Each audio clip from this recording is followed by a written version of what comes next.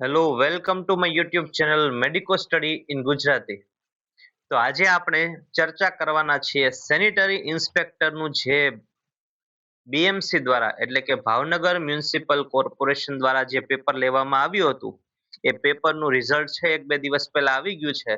તો હવે એમાં મેરિટ કેટલું એટકું અને કોનો વારો આવશે, કોણ કોણ નોકરીએ લાગશે એ જોવા માટે આપણો વિડીયો જોતા રહો કે કેટલું મેરિટ એટકું અને હાઈએસ્ટ કેટલા માર્ક આવ્યા છે અને તમારું કેટલામું નામ છે એ પણ તમને અંદાજ આવશે કે ભાઈ મારે છે આટલા માર્ક્સ આવ્યા તો મારું નામ કેટલામું હોઈ શકે.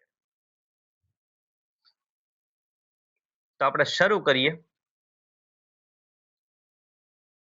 ટોટલ કેન્ડિડેટ કેટલા હતા, કેટલા ઉમેદવારોએ ભાવનગર જે બીએમસી દ્વારા જે સેનિટરી ઇન્સ્પેક્ટરની બે જગ્યા હતી, માત્ર બે જગ્યા હતી, એક જનરલ અને એક કેટેગરીની, બે જગ્યા માટે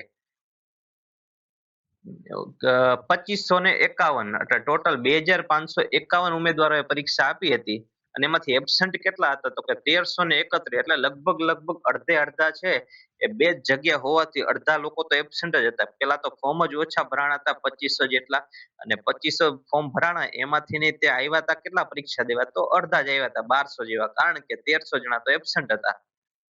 તો હવે એનું માર્ક્સ બધાને આવી ગયા છે તો એનું મેરિટ કેટલાય અટકશે, મતલબ કે કોનો વારો આવશે. હવે આ સીધી વાત છે કે જેનું પેલું નામ હશે એનો પેલા બે હશે એનું નામ આવશે. કેમ? કારણ કે બે જ જગ્યા હતી એટલે આમાં જો એક રીતે હોય તો વિડીયો બનાવવાનો ન આવે કે જેને સૌથી વધુ માર્ક હશે એના એ છે વ્યક્તિ લાગી જશે. પણ આપણે વિડીયો એટલા માટે બનાવ્યો છે કે તમને ખબર પડે કે ઉમેદવારોને કેટલા કેટલા માર્ક્સ આવ્યા છે. તો એના ઉપરથી તમે અંદાજ લગાડી શકો અત્યારે તમારે જો આટલા માર્ક્સ આવ્યા છે તો ભવિષ્યમાં તમારે બીજી કઈ વધુ જ ભરતી પડે, હમણાં આવવાની જ છે સેનિટરી ઇન્સ્પેક્ટરની જાજી જગ્યા આવવાની છે, તો ત્યારે તમારો વારો આવી શકે. કેમ કે તમારે સંભવિત તમે જોઈ શકો કે આટલા વ્યક્તિમાં મારું સ્થાન આટલામું છે, મારે આવા માર્ક્સ આવે છે તો હું પાસ થઈ શકું. એટલે તમને કોન્ફિડન્સ વધે એટલા માટે આપણે વિડીયો બનાવ્યો છે.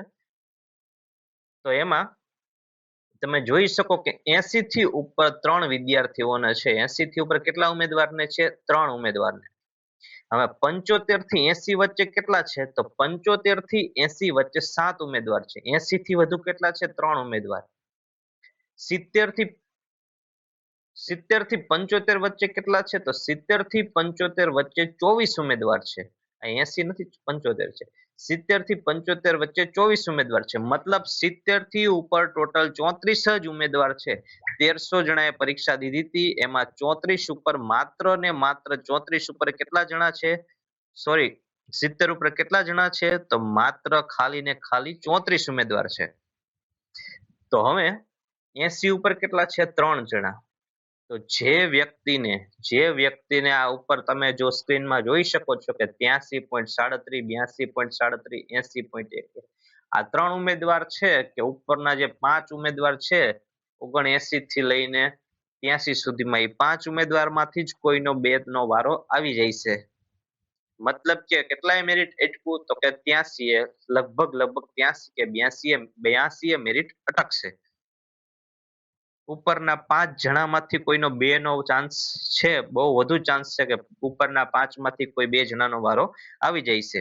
અને જે વ્યક્તિને 70 થી ઉપર માર્ક છે એ હું તો કહું એ બધા વ્યક્તિને ખૂબ ખૂબ ધન્યવાદ કે બહુ સારી મહેનત કહેવાય. અને માત્ર ખાલી 34 વિદ્યાર્થીઓને જેટલા માર્ક્સ આવ્યા, ખાલી 100 માંથી 70 ઉપર આવવા એટલે બહુ મોટી વાત કહેવાય. પણ એ વિદ્યાર્થીઓ છે જે 70 ઉપર છે, બધા વ્યક્તિઓ વધુ ને વધુ મહેનત કરતા ને જે વ્યક્તિ થોડાક માટે રહી જતા હોય એ પણ ખૂબ મહેનત કરે જેથી કરીને એક બે માર્ક માટે અટકો નહીં. તમે જોઈ લો કે ગેપ છે એક એક માર્કનો જ છે.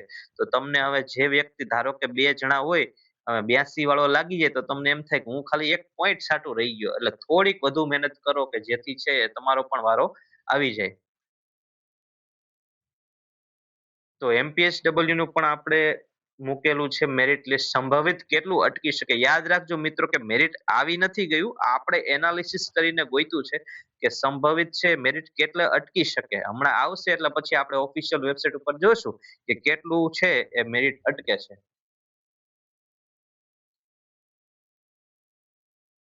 તો આવા જ વિડીયો જોવા માટે એમપીએચડબલ્યુ ને છે જે મેરિટ એનાલિસિસ છે જોવા માટે, કટ ઓફ કેટલું અટકશે બીએમસી માં, એફએચડબલ્યુ નું કેટલું અટકશે એ જોવા માટે આપણા વિડીયો લાઈક કરો, શેર કરો, સબસ્ક્રાઇબ કરો અને કોણ આ એ કોમેન્ટ કરજો કે કયો બંકો છે જે આ 83 માર્ક લઈ આવ્યા છે એટલે આપણને ખબર તો પડે કે કયા ઉમેદવાર લાગવાના છે.